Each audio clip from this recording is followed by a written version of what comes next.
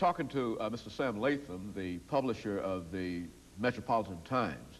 And I think before we had our break, Mr. SLatham, we were talking about some of the opportunities that existed for the black press, and especially the Metropolitan Times. But what are some of the obstacles that you meet in your day-to-day kind of activities dealing with the Metropolitan Times?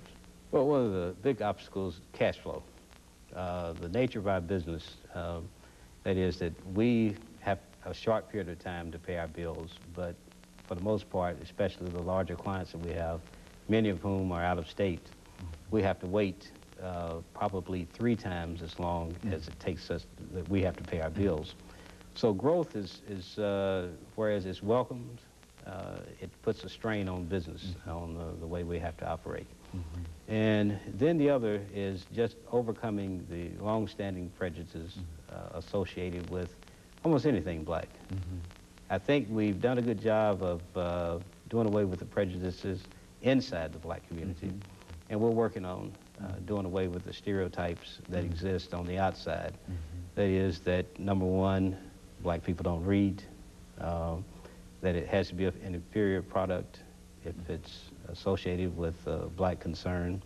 So some of those things, some of those obstacles, and the lack of information that those people who buy advertising have on the black community. And you still insist that the majority of people who do buy advertisement really are not serious, never seriously think about that large black market, which is really millions of dollars. Sure.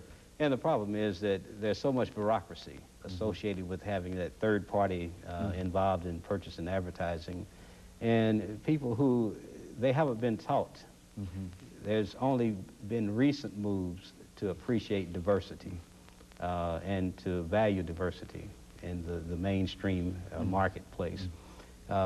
So many people are just now coming on board, and we're seeing an increase of people who are realizing the opportunities for market share increases through the black community. It's underworked, whereas the yuppie market, so to speak, that everybody rushed to in the 80s, it's overworked and it's diminishing.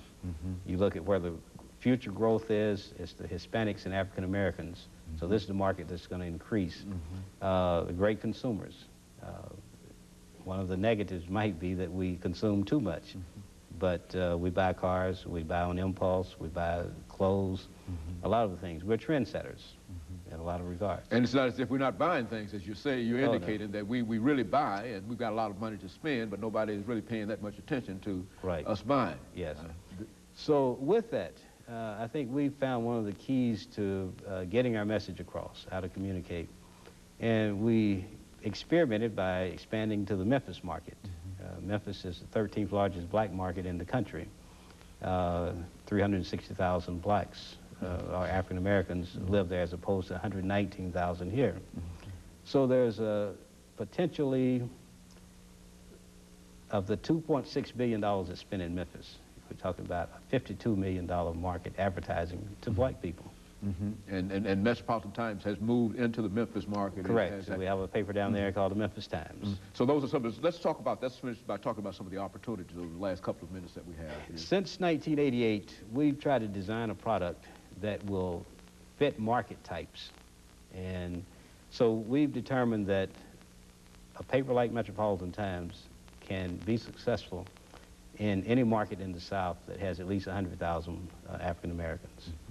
And so the Memphis expansion was an experiment, and it's going quite well. It's proving our theory that having a paper that addressed the needs of the readers in a particular area with the capability of reaching the masses. In Memphis, we reach about 62% of the black households.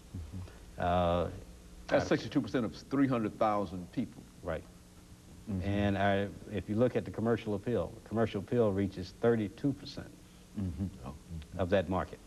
So for a small amount of money, as far as an advertiser goes, they can pay about $200 per column inch to the commercial appeal to reach 32% of that market, or they can pay us $38 per column inch to reach better than 60%. Okay, so that's our specialty. And of course, those are some of the opportunities that you have in terms of being involved in it. But now what you've got to do is to simply educate Yes. the folks who are buying advertisements for Right. some of these other areas and whatnot. So that makes it mandatory that we be experts on our market. We tell people that we do one thing and one thing only. That is, we can provide expertise. You would say that the Metropolitan Times knows more about the Middle Tennessee African-American market than any other media in town, television, radio, anything. I would challenge any of them on that point. Yes. Okay, that's a, and I tell you, Mr. Latham, we certainly appreciate you coming by and giving us that excellent information about the Metropolitan Times. I know that it's a newspaper that is well read around all of the areas that we go to. You're doing quite a job in terms of getting it to institutions of higher education. We see it at churches, and we see it all over at various malls and whatnot. And Thank you, Dr. Haney. We pride ourselves in going across racial, the lines that are usually drawn, socioeconomics, class, the whole works. So from the lowest socioeconomic area to the highest within the black community, education, across educational lines. And more important than anything, it's free. And let me thank you for coming by and giving us that information. And let me encourage you to tune in again next week for another very, very important discussion on comments. Thank you and good morning.